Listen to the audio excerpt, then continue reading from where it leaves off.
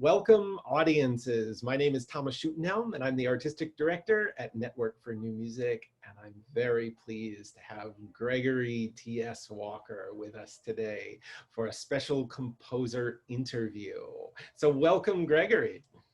Hi, Thomas. It's a pleasure. Hello, everybody who's interested in this kind of thing. We're all really interested in it, and we're so pleased to have selections from your rock, pop, and hip hop fantasies on our upcoming concert, which is the 14th of November at 7:30 p.m. for a digital concert.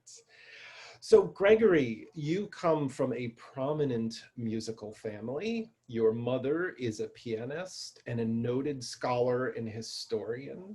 Your father is a renowned composer.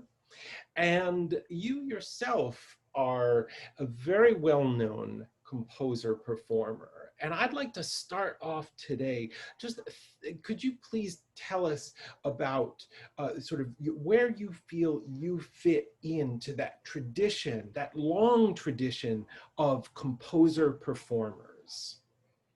Well, when it comes to the composer performers in my own family, I fit in at the very bottom of the food chain, so that much is pretty clear.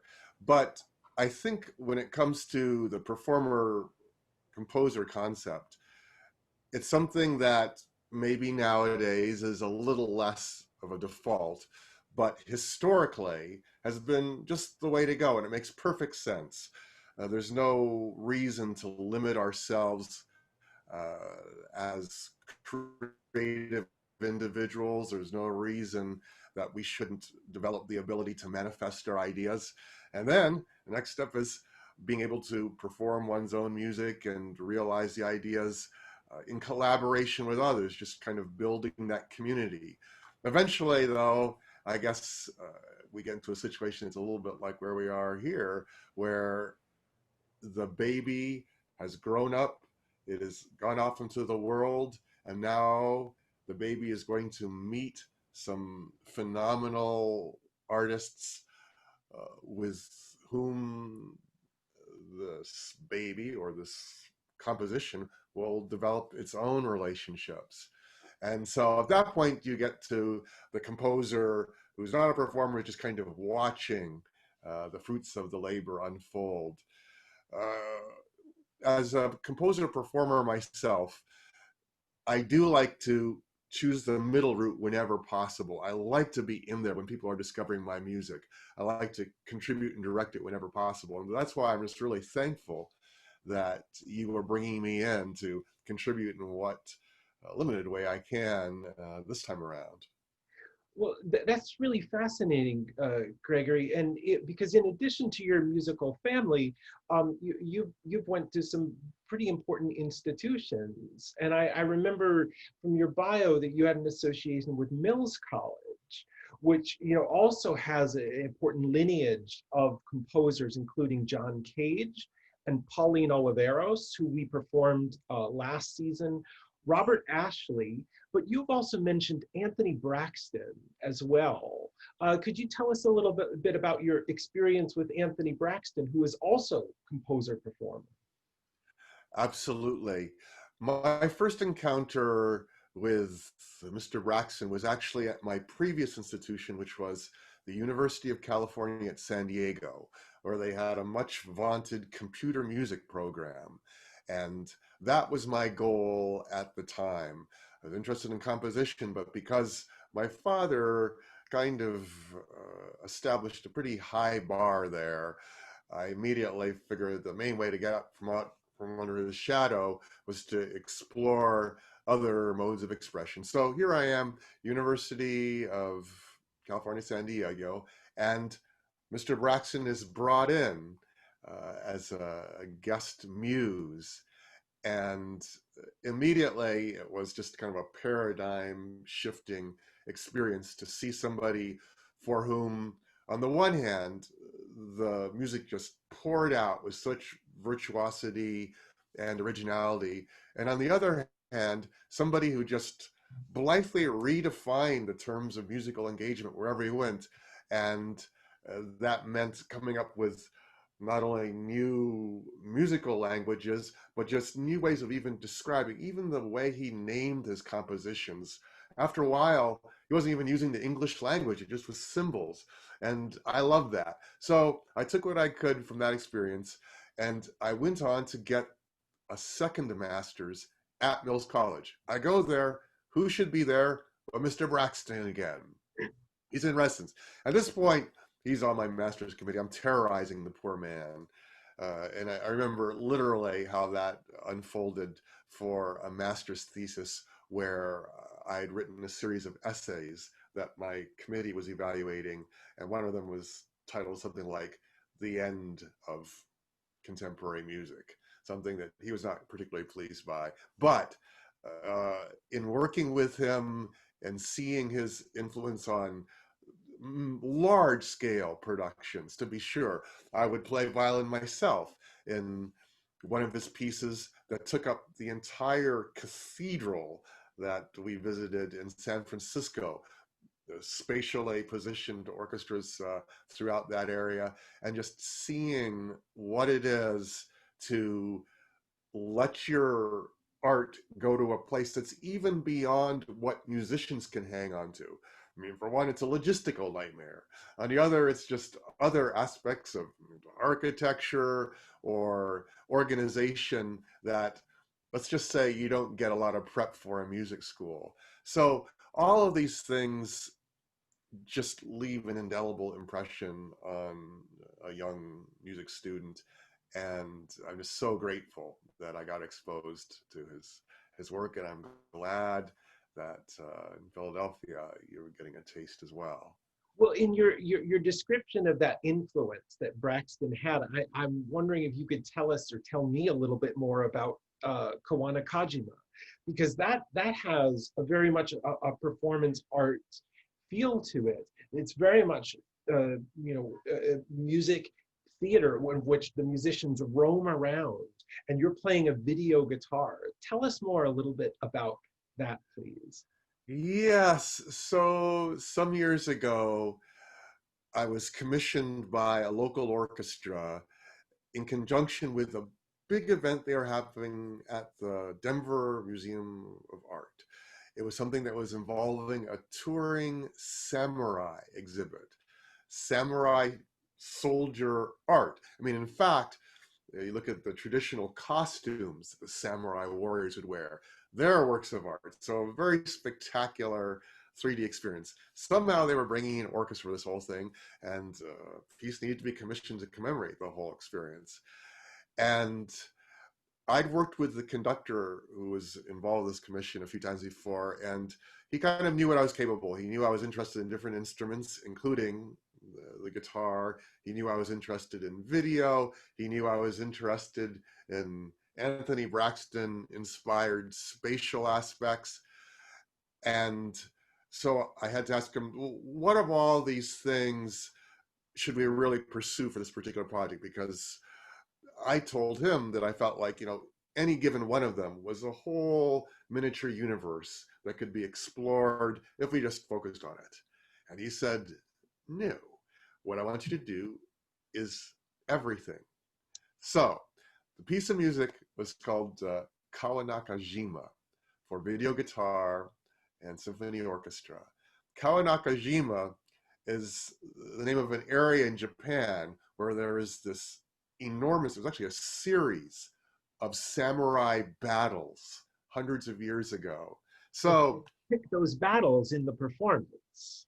Yes, you could definitely kind of experience, there's a number of anecdotes that I could go on about, but suffice to say, we had basically two orchestras that were warring in this piece, and they literally maneuvered around each other courtesy of the audience who could not passively kick back and watch this unfold, but they were literally recruited to carry the music stands of the orchestra as they walked and moved and positioned themselves around each other, and use their phone flashlights to illuminate the stands and the music in the dark, because there was enormous video projection that was being controlled by XYZ axis motions of my guitar and other programming paraphernalia.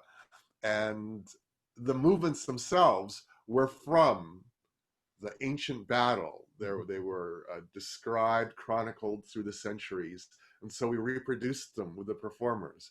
And somewhere on YouTube, there's great Blackmail material of how this all actually panned out. Oh, it's fabulous, Gregory. I couldn't stop watching it. So it's a piece like that that I think deserves many more performances. So it takes a real visionary like yourself to conceive of something like that, and a dedicated group to pull it off.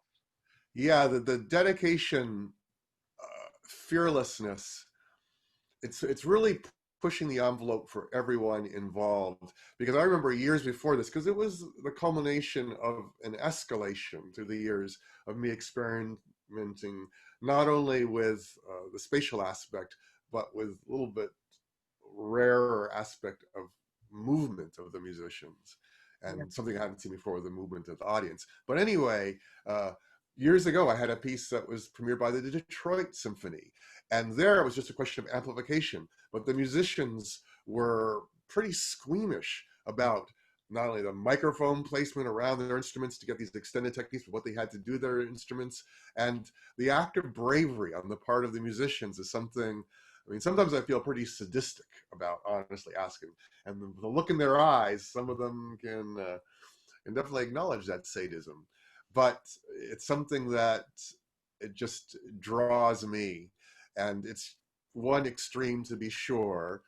You know, in the case of what we'll be hearing on our series, you've got a much more intimate expression of maybe the same twisted artistic perspective. Yes, and I do want to talk to you more in depth about the pieces that are on this concert, but I'm really curious if you could continue that thread, because I've read in interviews that, you know, part of what draws you to performance is that notion of a personal challenge and risk, and that is sort of an essential part of your identity as both the composer and performer. Yeah, you definitely touched on a sore point there, because the way I was brought up by parents who were very accomplished, there was the sense that it was going to be, you know, quite the challenge to rise to their expectations, rise to where the bar had been placed. Not too much later, when my father began composing music that I was supposed to play, the difficulty of it just seemed unsurmountable. And so, just intrinsically interconnected with my experience of music in life is fear, the challenge, and all that.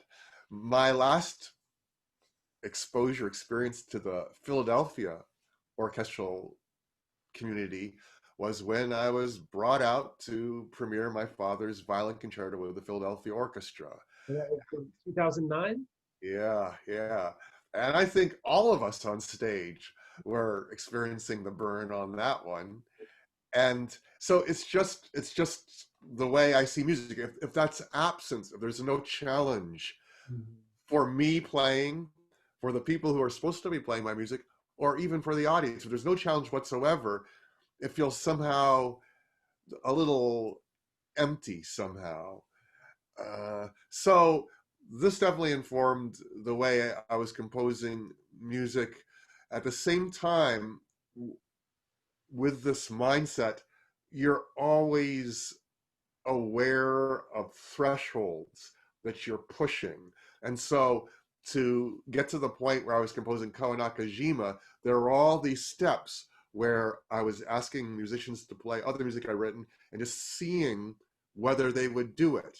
What percentage of the players would agree to do it? Because there are always casualties. And when I saw there was kind of a quorum, then I could go to the next level of the escalation. And I don't know. I mean, just because of all the things I mentioned there, I feel as if there's even maybe a broader life message in there about, I would hope, the beauty of embracing challenges and seeking them out. Well, I mean, not to get this too far academically, but Edmund Burke, the Irish writer and philosopher, talks about fear and sublime being, interrelated. So, in order to reach that level of sublimity, perhaps we do need to embrace the fear that goes along with it. Yeah, and it's when I teach music history, occasionally the concept of sublimity as it historically appeared during the 19th century is something that comes up. And so we know where that comes from. And with that, all those great romantic artists and the suffering hunger artist of the time, and just thank Mr. Beethoven for showing that struggle could be cool. And here we are.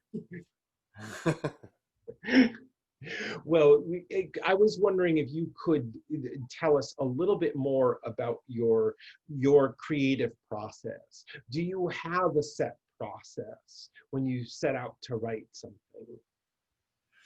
It's going to be a little different for different situations. It's going to be the Kawanakajima spectacle. A lot of that will start with just researching the technology, acquiring the technology, programming it. With something like my fantasies for the two violins, once I had decided upon the general concept, which involves a very defined relationship between my musical product, what I created, and specific popular hits They're like in the various quotations genres. and borrowings but through your original creative voice, they become something different. Yes, I hope that they were just the spark that got me going, because otherwise I can be very lazy at times. But just the spark, the love of the music. And so I had to choose those. And that in itself was kind of a thought-provoking process, because as I chose the rock songs, the hip-hop tracks I wanted to use, I realized that I didn't want to just choose favorites of my own. I wanted the artists who were responsible for them to have some staying power. So to try to predict something that's not even inherently a major value in popular music, staying power, longevity, and to be able to guess which artists I focused on during this composition those years ago that might still be relevant 10, 20, 40 years later. So that's an interesting, aesthetic evaluation that goes into that. In the case of these fantasies, they actually are organized so that they can also have kind of a didactic educational value. There are some of them that are not any more challenging than what maybe a intermediate level Suzuki student might see. There are others that I think of as brink of death. You're going to, at a number of different levels, you're going to have to prepare and research to be able to survive what's there. So I kind of gradated these things out and focused on particular techniques for each one, kind of Paganini 24th Caprice style, I suppose. And then it was a question of finding that balance. I didn't want to rip off my muses. I didn't want to, just blindly steal from these pop artists. I wanted to make sure that it was mine. And as always, ultimately, I wanted to hear something I personally hadn't heard before. And, that's kind of a broad statement with just music that's new, but also with techniques, with relationships between the instruments, with extended techniques, just trying to figure out how to fit those in, which were reasonable to ask of the performers and which were reasonable to ask of the performers at their given levels in this chain of pieces that was set up for people of different musical stylistic educations. Well, what I find so rich about your music is that it has such a combination of the tradition. You just evoke the name of Paganini, but you've also done other borrowings in which in your Beyond Borders concert, you said you're borrowing from Ravel and your Vivaldi album and Bach and of course your family, but then together in combination, your interest in experimenting, including technology, because you do so much that includes quadraphonic chorus and electrified or amplified instruments. Tell us more about that, that a sort of mediation between those, the tradition and experimental side.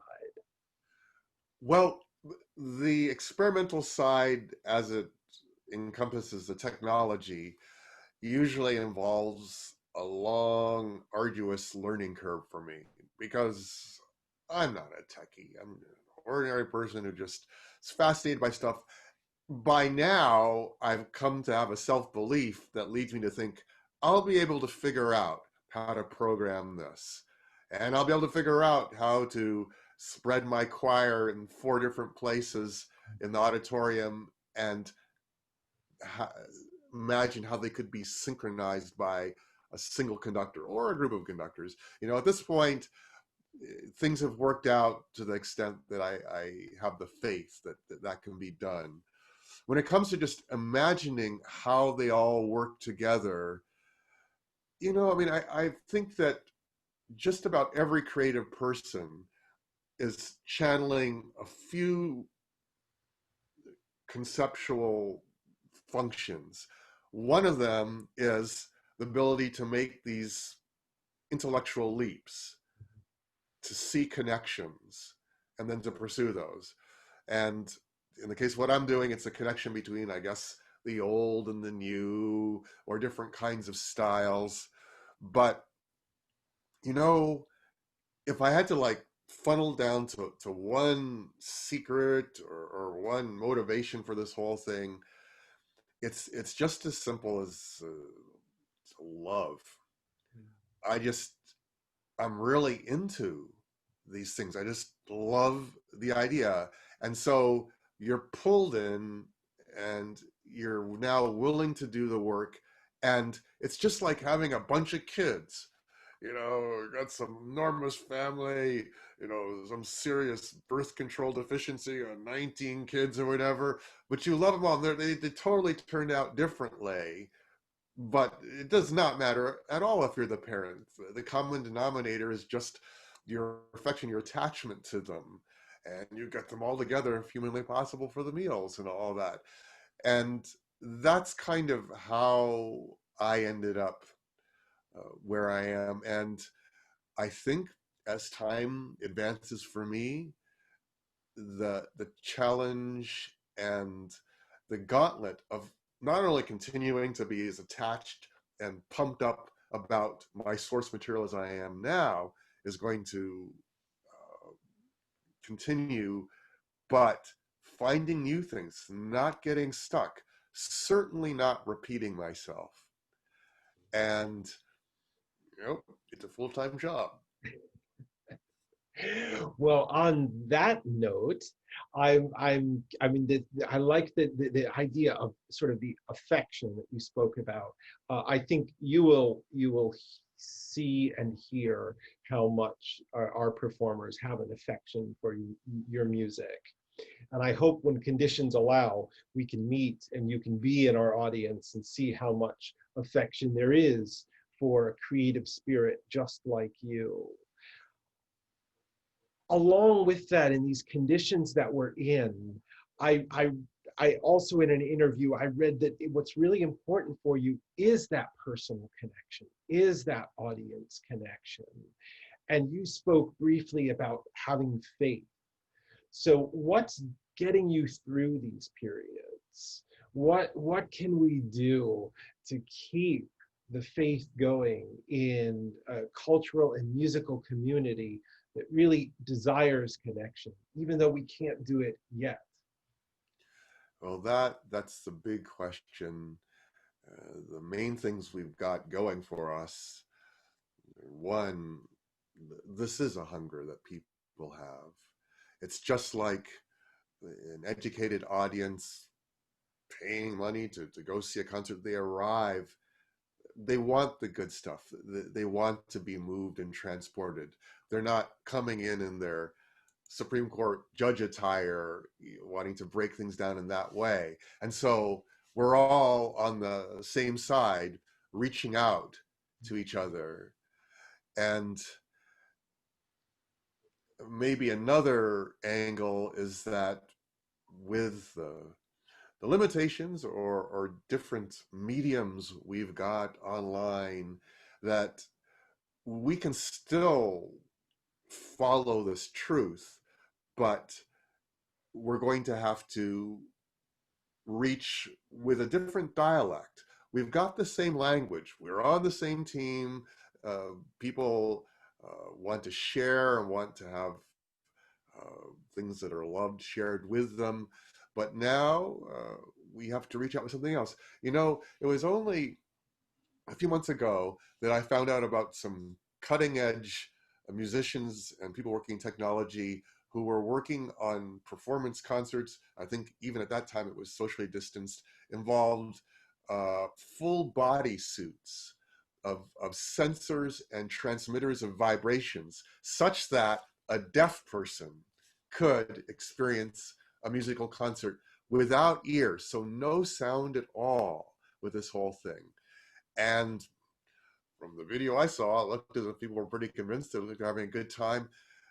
The principles, what we love, is still intact, and that means the language is there, but the dialect has changed. And we don't need to be inhibited or reluctant about this. We can completely embrace it, because the essence is still there for us to share. And maybe that's something we can focus on, rather than the obvious aspect that things are looking a little different right now. Yeah.